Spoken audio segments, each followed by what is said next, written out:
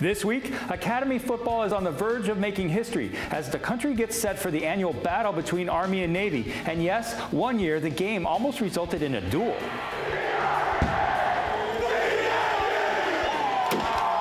It's just a slugfest. It's a bare-knuckle brawl from start to finish. There's a lot of emotion, especially as a player, just being on the field, knowing what you represent. It's brothers in arms coming together to battle, to put together a performance for the entire world to see.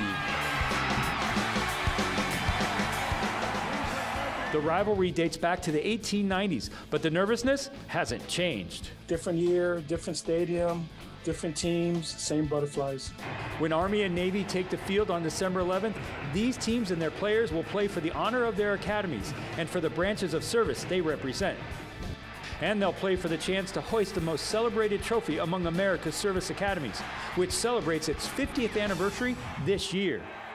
But this year, they play for another reason, as America's game becomes a poignant reminder of a moment in history when our military was called into action.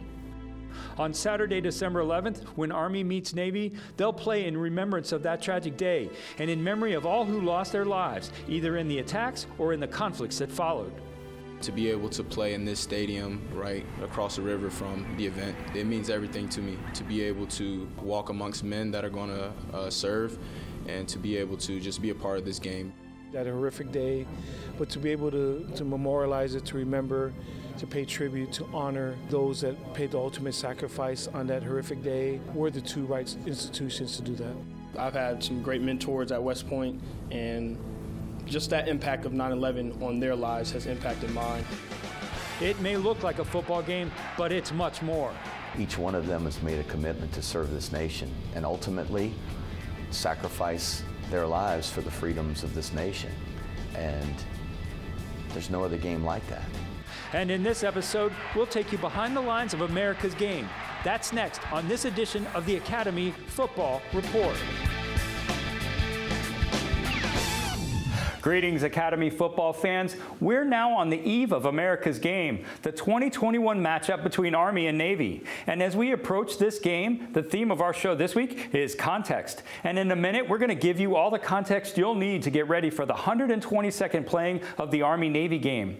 But before we do that, we've got some big bowl news to share. On Sunday, it was announced that Army will be playing the Missouri Tigers on December 22nd in the Lockheed Martin Armed Forces Bowl. The Black Knights will be headed back to Texas, this time to Fort Worth on the campus of SMU. 6 days later, Air Force will play Louisville in the ServPro First Responders Bowl on December 28th.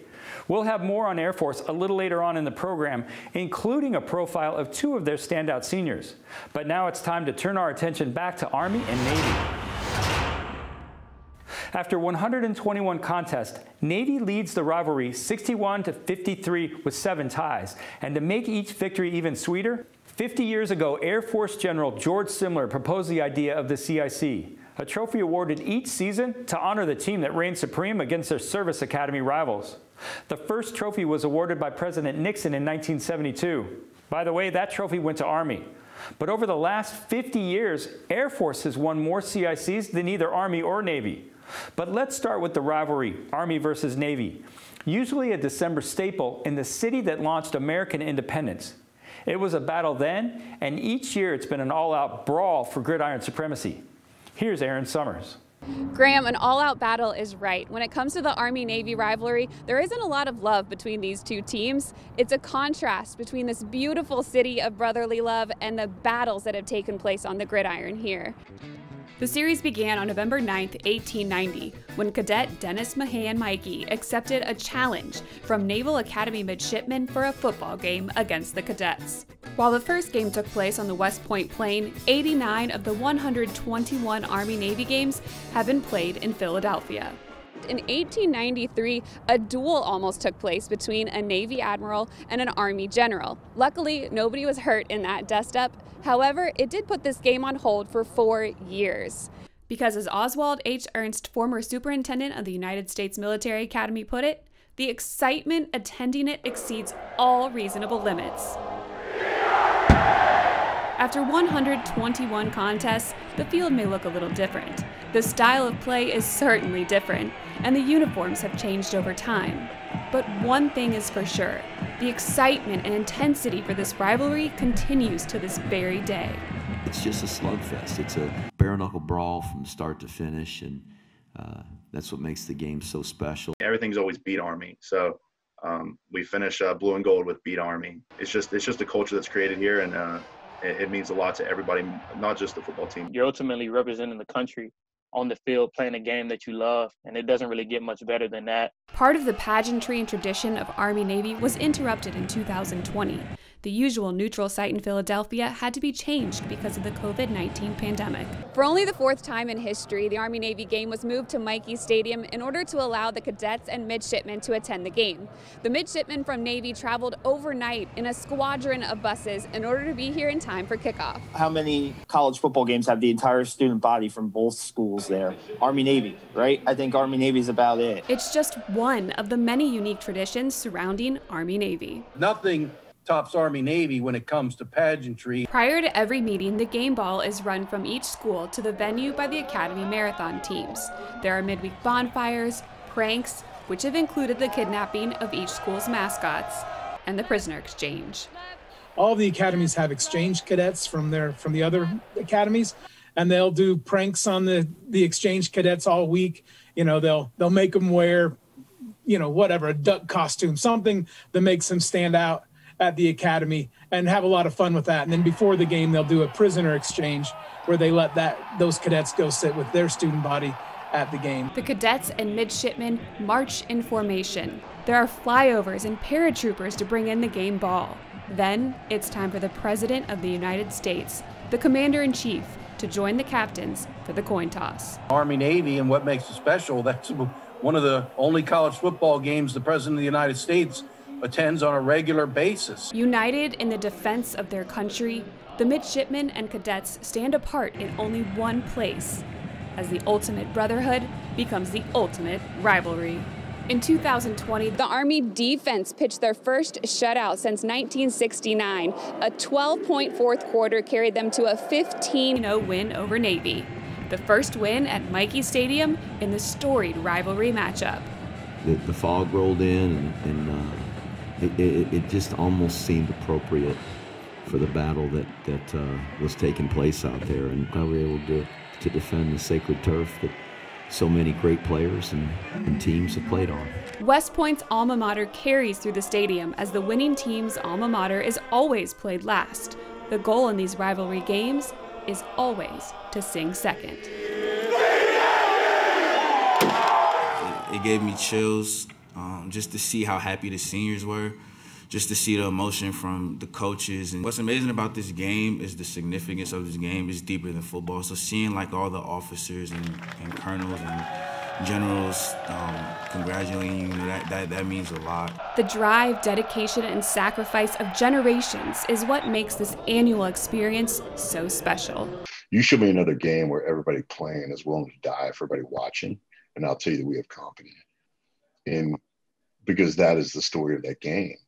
There are men who know once that clock runs down, I'm going to be shoulder to shoulder with this person right across from me. The rivalry is different because it touches all of America. It's not regional. It hits all 50 states. Everybody knows somebody that served in the Navy, Marine Corps, the Army. And so that's why it embraces all of us. The game has come to embody the spirit of the inter-service rivalry of the United States Armed Forces. You know, I know every college has its things, but with these it's so special because they've all obviously made a commitment to serve beyond their college years. But, you know, they're all kind of in it together, even when they're on the other side. The midshipmen lead the series 61-53 with 7 ties. However, in 1955, this storied rivalry suddenly had a little brother, a third wheel, in the Air Force Falcons. With more on that, here's Diane Roberts. Aaron, that inaugural season for Air Force football back in 1955 was a tryout of sorts. The first Air Force team played only 8 games and mostly against freshman squads. But it wasn't too long before the Falcons from the Rockies showed they would be a force to be reckoned with. In just its 4th year of existence, Air Force capped off an undefeated season, going 9-0-2 and ranked 8th in the nation. And in 1959, Air Force had its first matchup with the Cadets of Army. On Halloween, At a neutral site in the Bronx, New York, the teams fought to a 13-13 tie. A year later, the Falcons played their first game against Navy and were crushed at the hands of the midshipmen 35-3. Air Force would play only one other service academy, and that was only sporadically over the next decade. But in 1972, the Falcons would add both Army and Navy to its schedule, and thus the advent of the Commander-in-Chief's Trophy. Awarded by the President of the United States every year to the team with the best record against the other two service academies, Air Force actually has the most trophies in the glorious 49-year history of the award. 20 times the Falcons have taken home the CIC. Thanks, Diane. All right, that wraps up the history lesson on the Army and Navy rivalry and also on the CIC. When Behind the Lines returns, Aaron Summers is going to break down this year's contest between Army and Navy, and you get a chance to see how these two teams stack up. Don't leave the huddle. Behind the Lines will return right after this. Welcome back to Behind the Lines. I'm Aaron Summers. It's Army-Navy week, and while their records are mirror images of each other, Army is 8-3, Navy 3-8. The midshipmen contend they have had a tougher schedule, and they may have a point. Of Navy's 12 opponents this season, 11 are going to bowl games. That's more than either Alabama, Georgia, or Ole Miss. And those teams are all in the FBS top 10. Temple is the only non-bowl-bound team on Navy's schedule this year. Army, on the other hand, has played 8 teams with 500 or better schedules who are bowl-bound. Given the offenses they run, heavy run, ball control, the Mids and Black Knights are somewhat comparable. Army is second in the country behind Air Force in rushing offense, averaging 301 yards a game. Navy is 7th. By the way, Army leads the nation in rushing TDs with 43 and has the second fewest tackles for loss against them this season. And that ball control thing, Army is tops in the country in time of possession, holding the ball for nearly 37 minutes a game. Navy is 5th at just under 35 a game. Contributing to that ball control, the Black Knights are converting on third downs at a 49% clip, 9th in the nation. Navy's third down conversion rate is only 37% by comparison. But on fourth down, both teams are nearly equal. Army converting at just over 71%, while Navy converts on 68%. Both teams in the top 20 in the land. No surprise here, discipline is also a common theme for both squads, as you might expect from service academies. Army has the second fewest penalties in college football with just 44 so far this year. Navy has the 4th fewest at 48, but the midshipmen have the 4th fewest penalty yards at 394. Army is 7th fewest with 434 yards. That puts both teams in the top 10 for fewest penalties and penalty yards per game. And both teams are tied for 3rd in the nation for fewest turnovers lost, just 8 this season. Only 5 fumbles and 3 interceptions by each team. On defense, Army has an edge. The Black Knights are ranked 16th, allowing an average of 323.5 yards per game. Navy gives up 359 yards. Army is allowing just under 23 points per game. Navy is giving up nearly 30 points each week. One place where Navy excels is in red zone defense. The Mids are 30th in the nation in red zone D, while Army is near the bottom, 121st out of 130 FBS teams. Individually, a couple of standouts. Army linebacker Andre Carter is 2nd in all of college football in quarterback sacks with 14.5 and is tied for 6th in tackles for loss. He's also tied for 9th in forced fumbles with 4. But Navy cornerback Michael McMorris is 2nd in the nation with 5 forced fumbles this season. And in case special teams come into play, Navy's Bijan Nichols has hit on 14 of 17 field goal attempts this year. That's an 82% mark. By contrast, Army has only attempted 8 field goals this season, making 6. When Behind the Lines returns, we'll profile 2 standout seniors at the Air Force Academy as we pay tribute to the Falcons season and the class of 2021. Don't leave the huddle. Behind the Lines will be right back. Welcome back to Behind the Lines. I'm Graham Knight. Now it's time to turn our attention to the Air Force Falcons, who are going bowling this year in Texas. They'll take on the Louisville Cardinals in the Serve Pro First Responder Bowl in Dallas on December 28th. Louisville from the ACC was 6-6 on the season. The Falcons finished the regular season at 9-3, tied for first place in the Mountain Division of the Mountain West Conference, tied with Utah State. But the Aggies went on to the conference championships by virtue of their win over Air Force during the regular season. The Falcons lost 2 in-conference games this season by just 1 score, and they also lost to Army in the Commanders Classic. But after the 3-3 COVID season, where 36 players took turnbacks, the 2021 Air Force Falcons squad put on a torrid offense, leading the nation in rushing with an average of 341 yards per game. The Falcons were the only team in college football to rush for more than 4,000 yards on the year and were second only to Army in rushing touchdowns at 42. They also trailed only Army in time of possession. A big part of their success was junior fullback Brad Roberts, who led the Mountain West in rushing with 1,275 yards. That's tops for any fullback in Air Force's storied history. But the Air Force Falcons defense was equally as strong, virtually tied with Boise State for the fewest points allowed. It was anchored by 2 seniors who actually will be graduating this month and going on to start their military careers. Linebacker DeMonte Meeks showed his presence on the very first play of the season, registering a sack against Lafayette. Cornerback Milton Trey Bugg III has come up with key interceptions all season long. After a strong 2019 season, Meeks was the leading tackler, and Bugg led the team in pickoffs that year. Both players took the turnback option during the COVID-shortened 2020 campaign, and while they don't have regrets about those decisions, watching from their couches, it was really rough to see them do their thing and not be there. I felt a little bit out of place for the first couple of games. Motivation, that's what it was. Just having to sit out a full year, a full calendar year from football, it was definitely motivating. For Meeks, an engineering major outside Cleveland, the turnback year was an opportunity to hone his craft in the work world. I was there as an intern, mainly working on civil engineering and construction documents and things like that, and learning about master planning and how utilities work and how the process works and how you even negotiate with the client, talking millions of dollars, and get their ideas on paper and reality. For Bugg, an Arizona native, it was a chance to bulk up physically and dig into some of the finer points of the game. I've been studying more offense lately rather than defense, because defense is all just reaction to what the offense does. So if you can know what they're going to do beforehand, just recognizing route concepts before they even happen. And that intelligence on the field is just one of the things that impressed their head coach.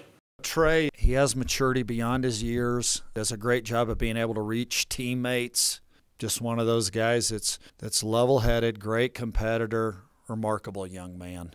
And on Meeks? An amazing work ethic, just his maturity, his focus, his intensity, and the passion for everything that he does. Nobody puts in more time in regards to extra study of film than he does. He gets his dinner and he goes right into the film room there from about 7 to who knows how late, sometimes in the evenings. And to be able to do that and still be an engineering major at the Air Force Academy, it tells you he has his priorities in order.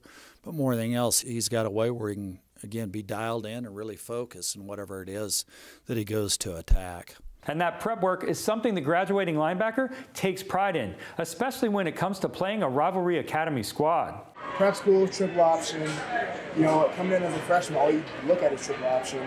And then seeing them actually studying my sophomore year, junior year, senior year, super senior year, you're looking at it for a long time. But now, as their season and time at the academy winds down, there will be a chance to reflect on their time in Colorado Springs.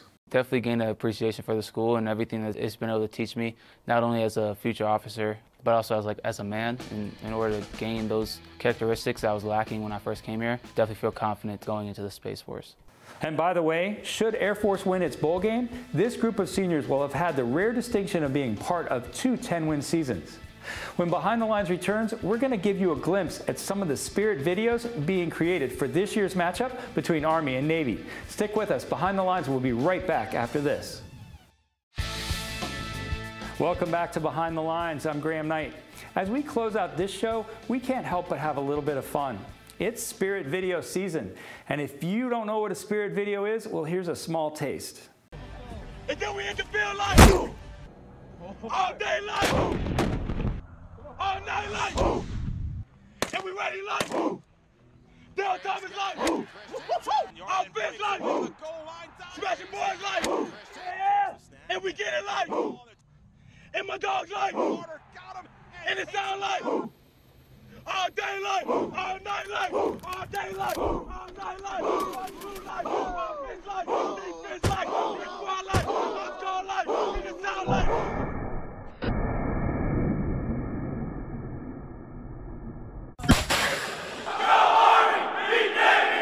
the Black Knights shut out the midshipmen. Proof human resources people don't follow football. PAO, what's the score of the Army-Navy game? Oh, we're crushing them. We're beating them by 150,000. What? Yeah, that's how many more Facebook followers we have. Hey, Chief, what's the score of the Army-Navy game? We got them by more than a year. That's not even a football score. No, that's how much faster our people promote to E5. LT, do you know the score of the Army-Navy game? We're down by 4. We're down 4 points? 4 percentage points. The Army attrition rate is 36%. Ours is only 32. C&P, please tell me that you know the score of the Army-Navy game. Shipmate, you don't need a scoreboard to know who the winner in the Army-Navy game is. You just need a mirror. Go Navy, beat Army. Stan, you're needed in accounting. Stan, you're needed in accounting.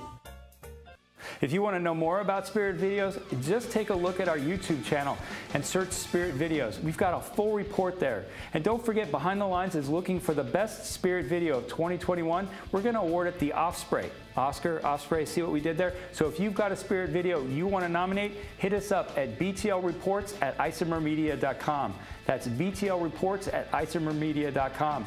All right, that's going to do it for this week. We look forward to seeing you next week right here on Behind the Lines, the Academy Football Report.